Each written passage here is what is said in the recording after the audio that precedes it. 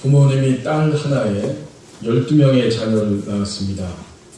넷째 아들로 태어난 이 사람은 자기의 형제들과 함께 있다가 다른 지역으로 독립해 나갔고 거기서 그 지역에 있는 여성과 결혼을 했습니다.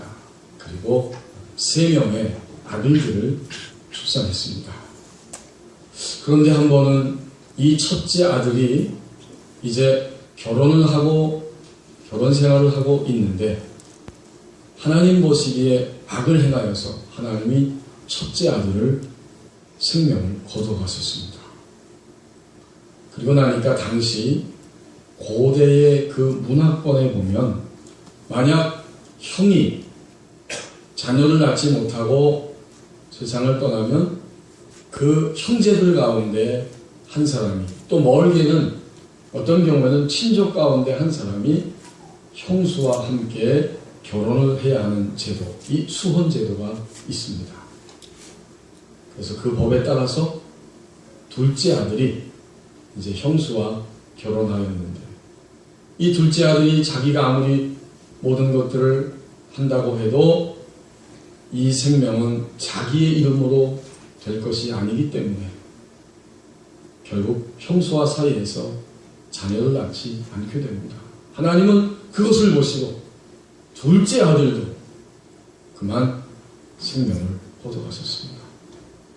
이 사람은 겁이 덜컥 났어요. 어떻게 하면 좋은가? 이러다가 내 막내 아들까지 죽는 게 아닌가 해서 그의 며느리를 부르고 하는 날이, 이제 이 막내는 너무 나이가 어리니까 이 셋째가 장성할 때까지 너는 너의 친정에 가서 그냥 과부로 머물러 지내라, 이렇게 말을 합니다.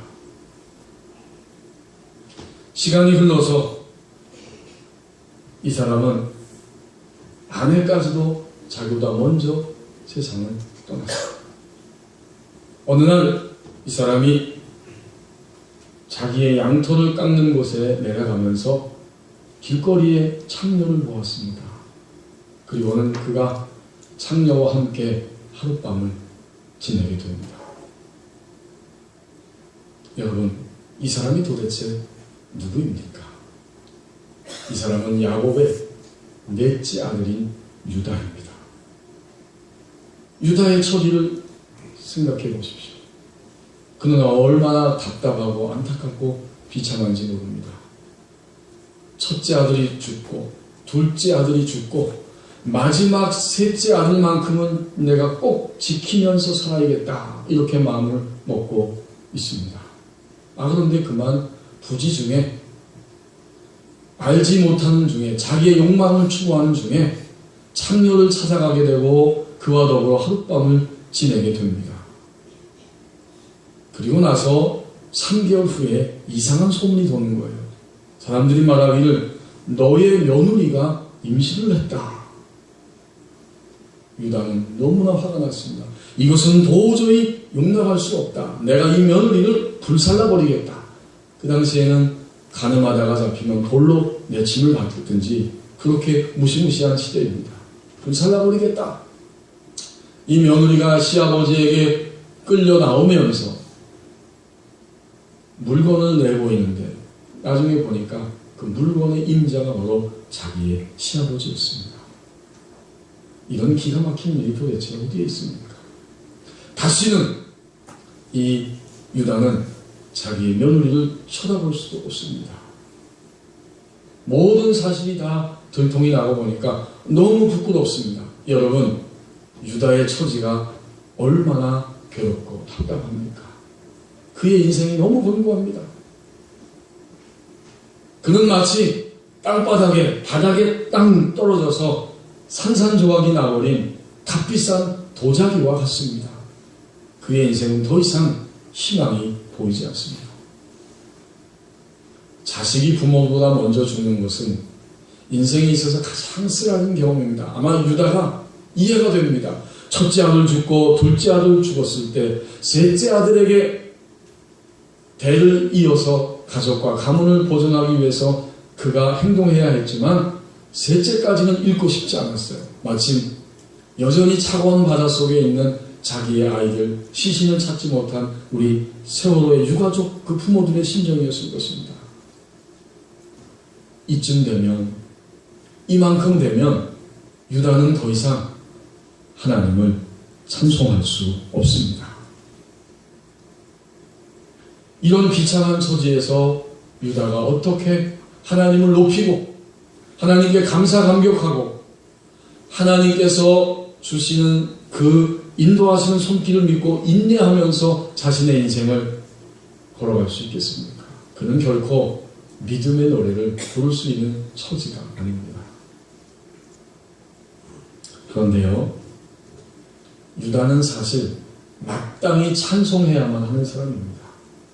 유다는 태어날 때부터 찬송하는 사람으로 태어났습니다. 여러분이 창세기 29장 35절 말씀에 보면 유다의 아버지가 누구인지 나오죠? 야곱입니다. 야곱은 삼촌 집에 이제 가서 그 생활하면서 라헬이라고 하는 둘째 딸을 사랑했지만 레아하고 먼저 결혼할 수밖에 없었어요. 그리고 살면서 자기가 진정 사랑하는 여인은 라헬이었는데 라헬을 통해서는 자녀가 출산이 되지 않습니다.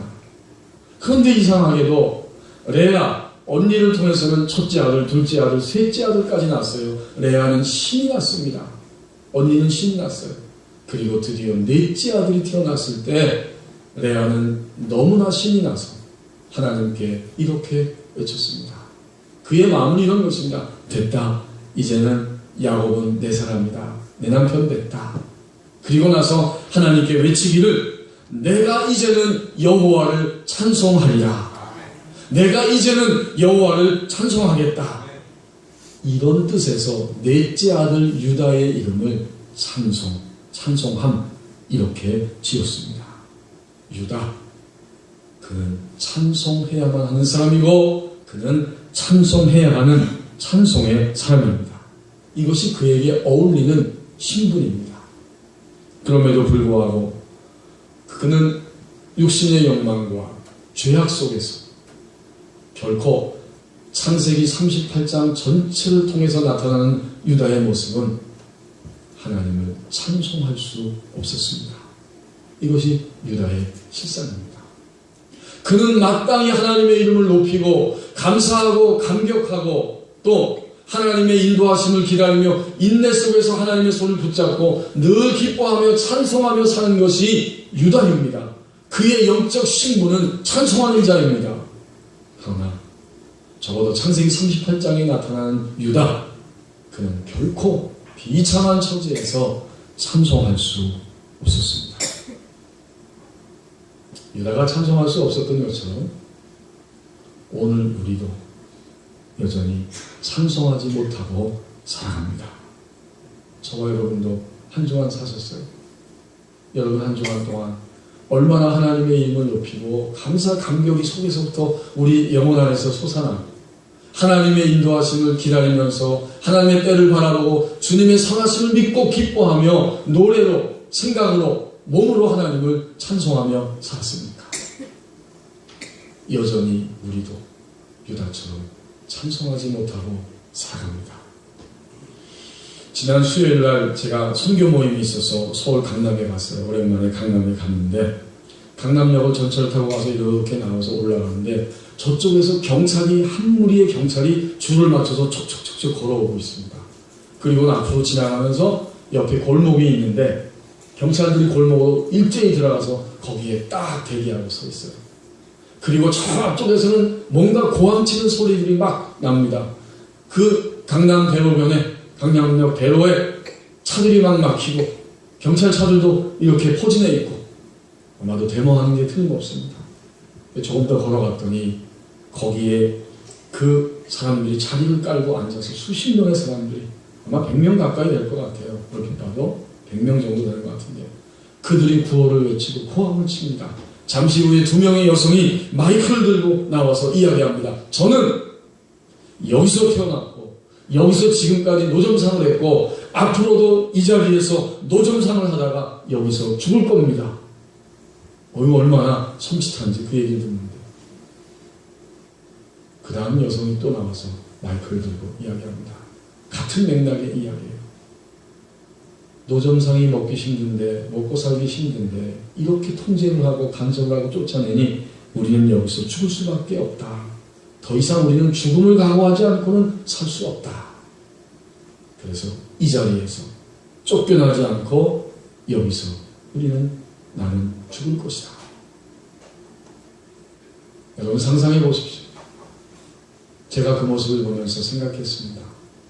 그날 그 시간 그 자리에서 저렇게 앉아서 서서 구호를 외치고 결단과 각오를 외치고 있는 저 사람들의 마음속에는 결코 노래할 수 있는, 만약 그가 거기에 그리스도인이 있었다면 하나님을 찬송할 수 있는 형편과 처지가 결코 아니다.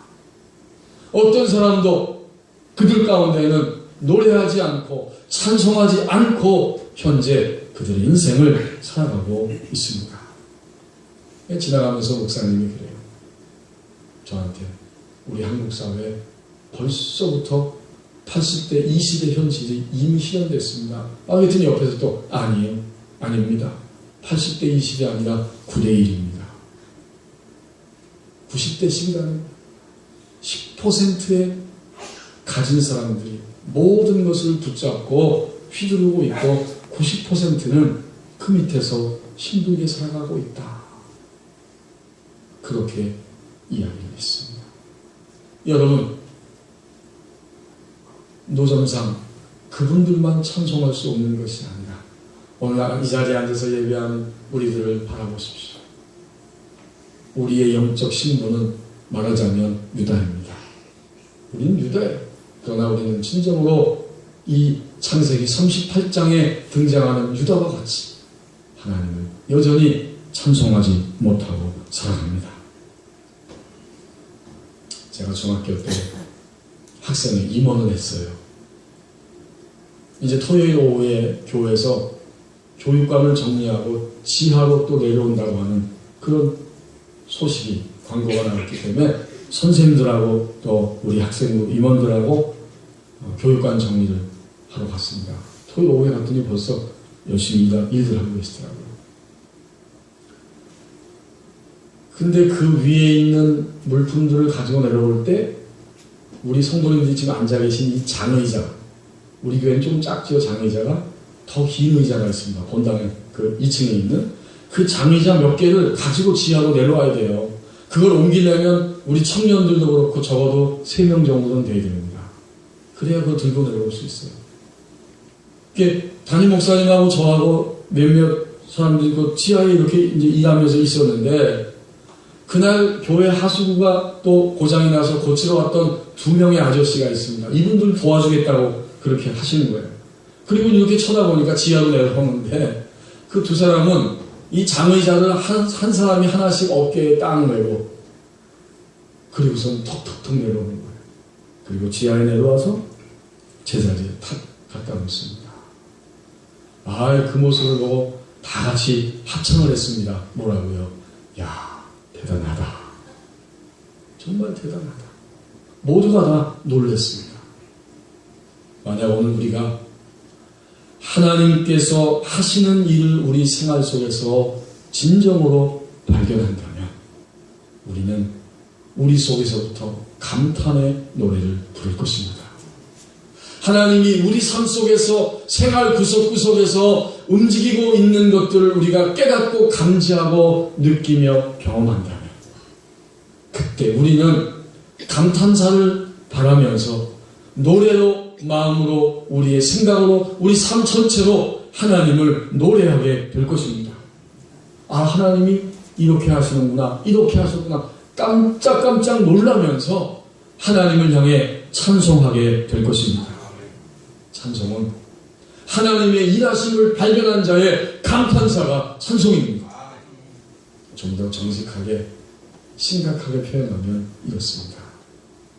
오늘 내가 찬송하지 못하는 것은 나의 삶의 구석구석에서 일하고 계시고 움직이고 행동하고 계시는 하나님을 발견하지 못했기 때문이다. 하나님을 발견하지 못했다고 하는 증거다.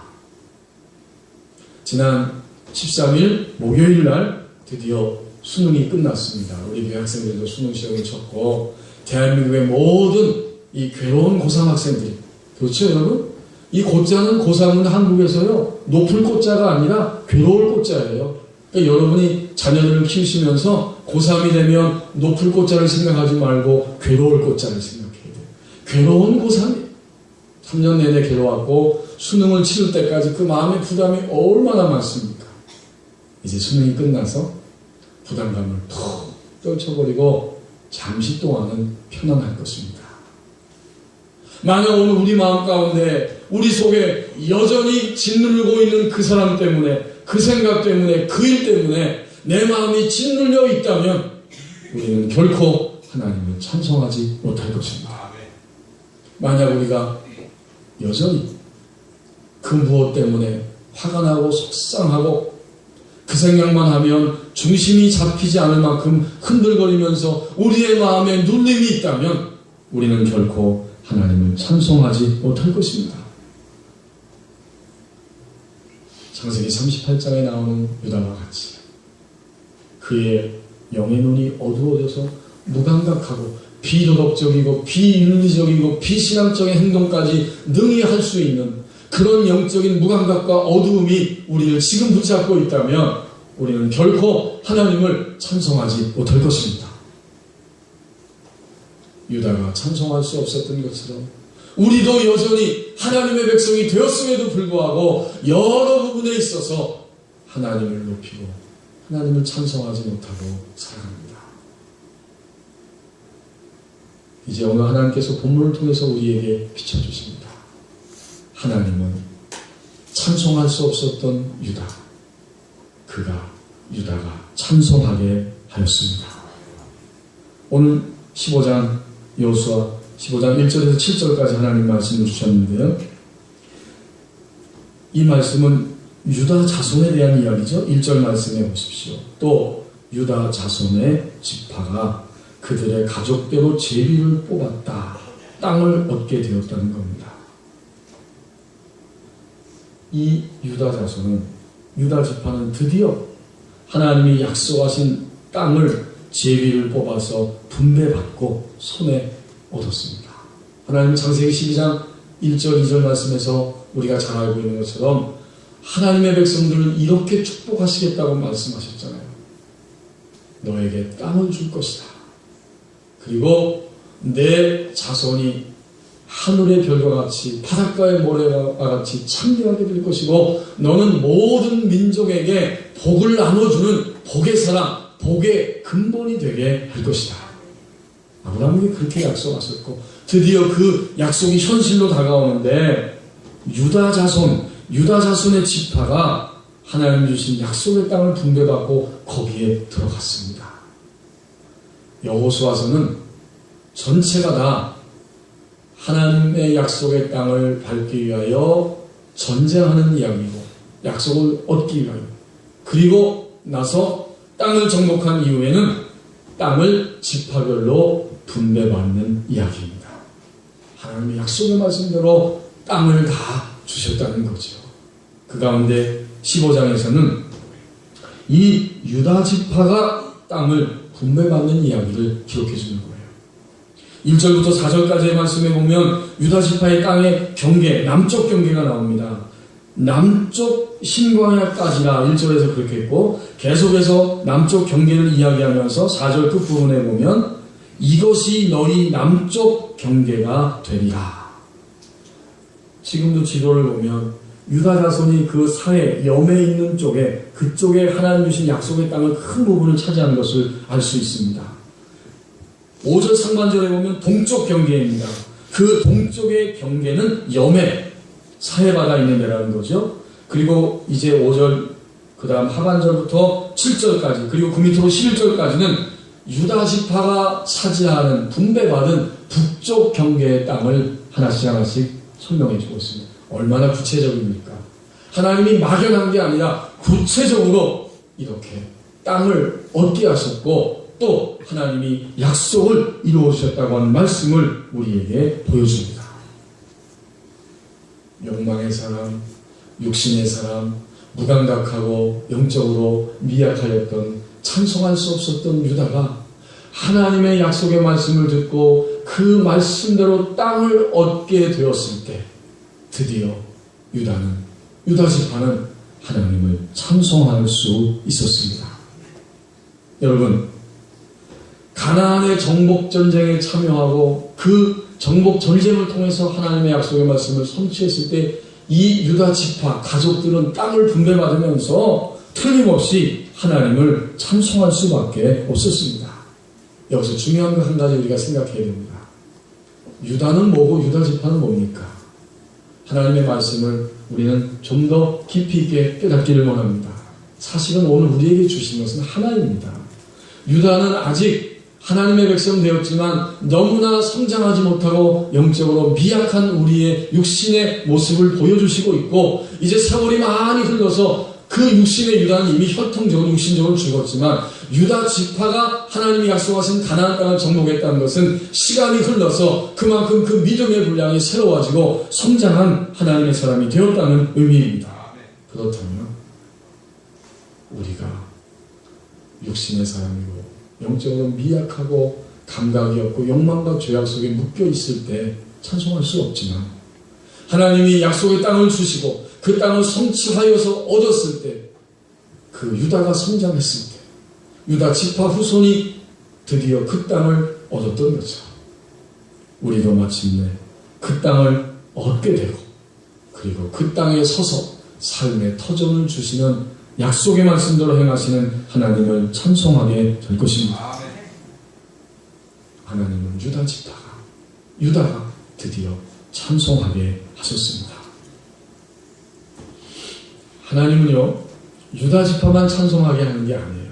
하나님의 계획은 유다 지파와 온 인류가 모두가 다 하나님을 찬송하도록 계획하셨고, 그 놀라운 계획을 세우신 다음에 마침내 성취하셨습니다. 하나님의 백성들, 이스라엘 백성들, 유대인들에게 있어서 가장 위대한 사람 두 사람을 꼽으라고 하면 우리나라 사람들은 세종대왕과 이순신을 꼽을 텐데, 유대인들에게 있어서는 아브라함과 다윗 왕입니다.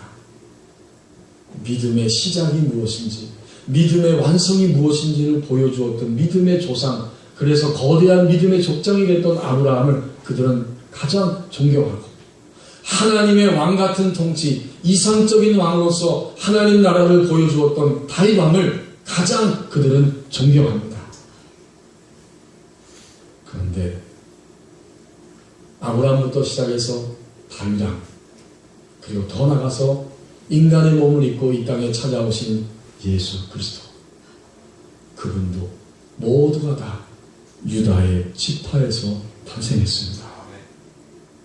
그래서 여러분, 유대인들에게 예수님을 더 잘 소개하기 위해서 기록된 마태복음 1장 1절에 보면 아브라함과 다윗의 자손 예수 그리스도의 세대라, 이렇게 기록해 놓았고, 또 그 밑에 3절에 내려와 보면 유다는 다말에게서 베레스와 세라를 낳았다.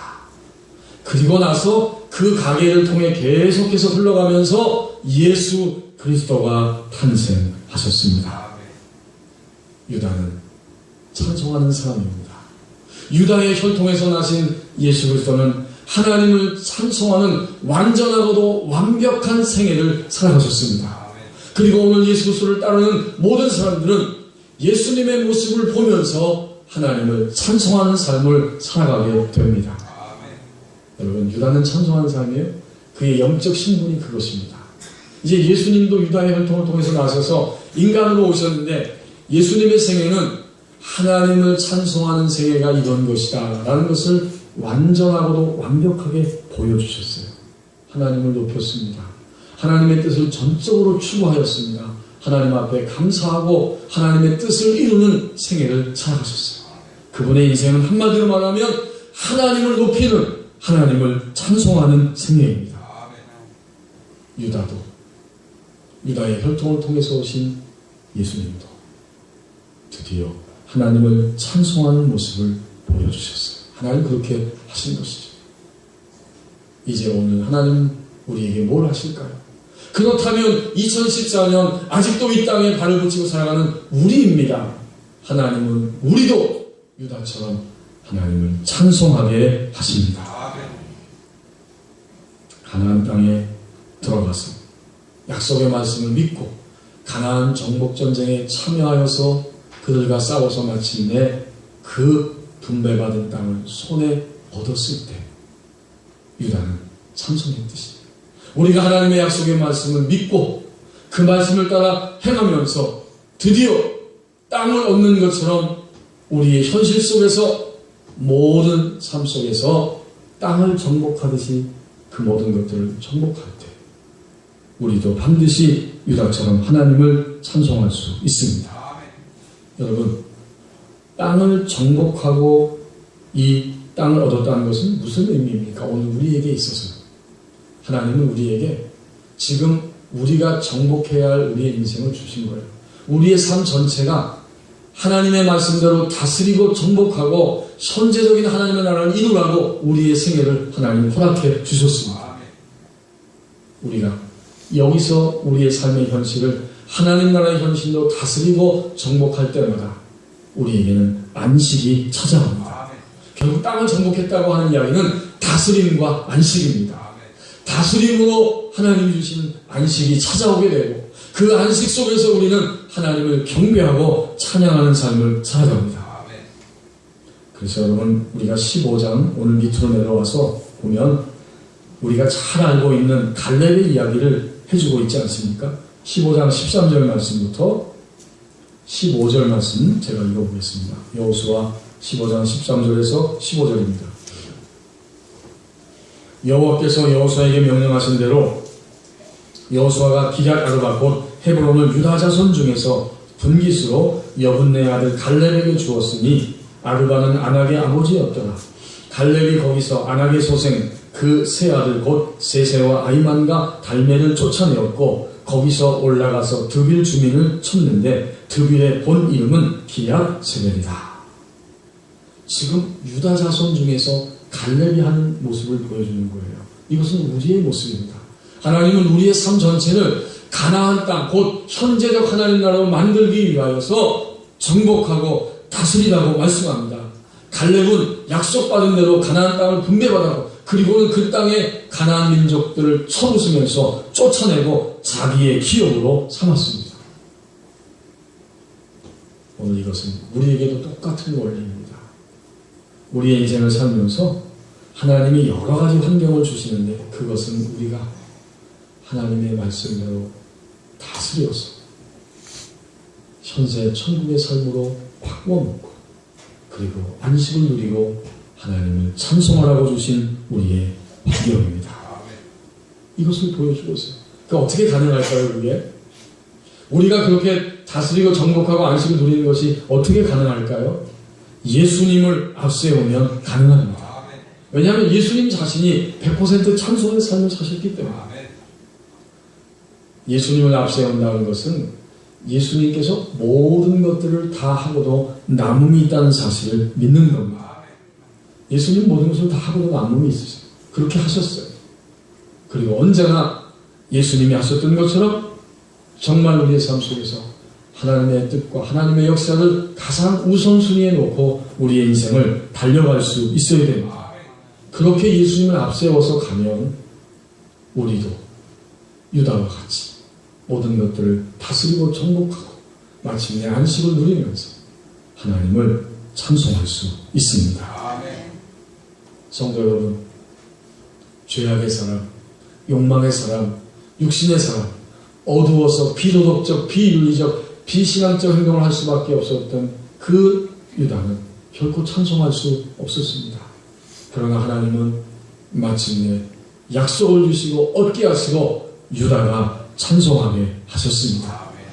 우리도 여전히 찬송하지 못합니다. 그러나 하나님은 우리도 오늘 유다와 같이 우리도 찬송하게 하십니다. 예수님을 앞세우고 우리의 영적 신분이 유다라고 하는 사실을 인식하며 앞으로 달려나갈 때 우리도 유다처럼 찬송하게 될 것입니다. 기도하겠습니다.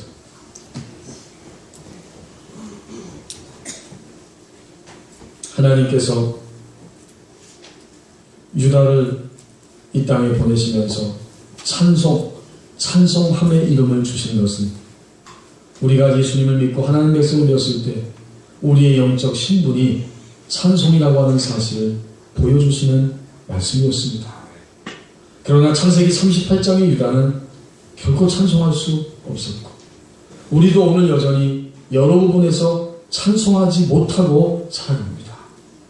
이제 약속의 말씀대로 땅을 얻게 하시고 그 가나안 땅 정복 전쟁을 통해서 승리하게 하시면서 유다가 찬송하게 하신 아버지 하나님, 하나님은 오늘도 여전히 찬송하지 못하고 사는 우리도 마침내 유다처럼 찬송하게 하십니다.